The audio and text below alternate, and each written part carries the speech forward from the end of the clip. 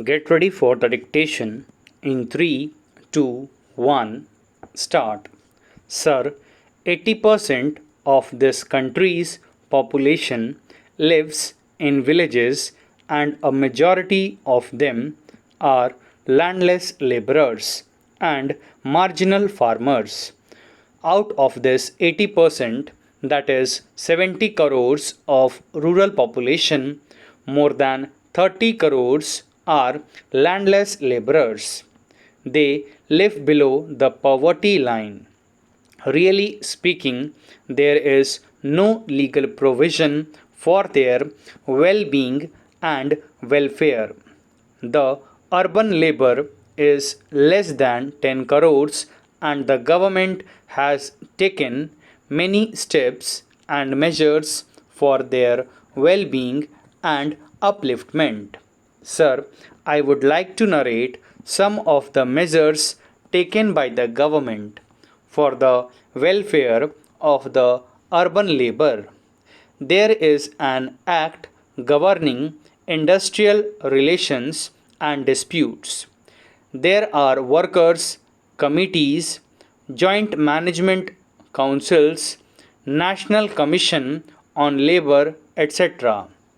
The government has also taken many steps for social security, like the Employees State Insurance Scheme, Employees Provident Fund, Family Pension, maternity benefits, etc.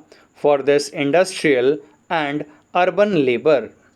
There is also the Central Board of Workers' Education, the objective of which is to create a well informed and responsible labor force capable of organizing and running trade unions on a sound basis. All these measures are taken for the benefit of the industrial labor, mine labor, and dock workers. But what about the landless labor and the agricultural labor, which consist of a formidable portion of the labor force of the country? Do they not contribute anything for the development of this nation? Why are they neglected? It is only because they are not vocal, because there is nobody to speak on their behalf, and because there are no trade unions for them. The trade unions of the urban labor exploit the industry. They get the benefits, but they do not fulfill their obligations. With less and less work, they get more and more benefits in cash and in kind, whereas there is no provision for the landless labor and the agricultural labor. Millions of them die without food. The government should make statutory provisions for security of living wage and suitable working conditions for the agricultural labor. Sir, majority of this landless labor and the agricultural labor is heavily burdened by debt. The money lenders suck their blood and exploit them. The crushing burden of debt on them should be removed.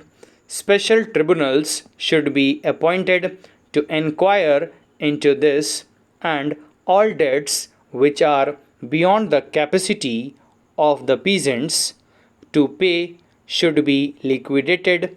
Meanwhile, a moratorium should be declared and steps should be taken to provide cheap credit facilities. Sir, for this, the cooperative movement in various parts of the country has done something good, but that requires to be augmented and increased on a large scale. Sir, Many of these landless laborers and agricultural laborers suffer only because there is no land for them.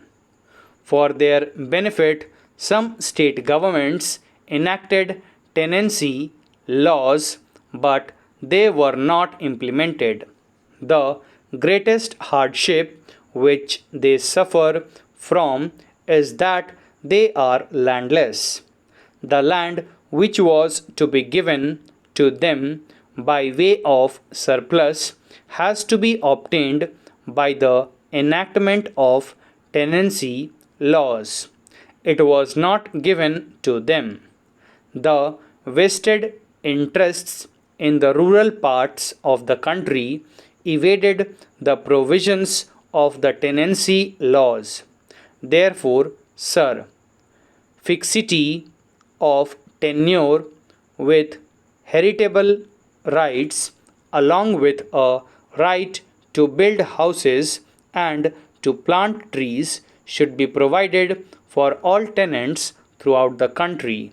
Unless this is done, I don't think the condition of the rural labor can be improved. Not only this, sir, there is a section of the rural population, so to say the landlords or the rich peasantry. There should be an income tax on their income. Sir, unless their income is taxed and sealed as it is done in the urban parts, they shall continue to exploit these rural people. So, there should be income tax levied on them, and this tax yield should be used for the well being and welfare of these landless laborers. Now, sir, as I previously stated, the cooperative movement is, so to say, a movement which can help these rural laborers. For this purpose, the rate of cooperative farming and collective farming can be stepped up in this country. So far as I know, the system of cooperative farming is prevalent only in some parts, rather a negligible portion in the Gujarat state.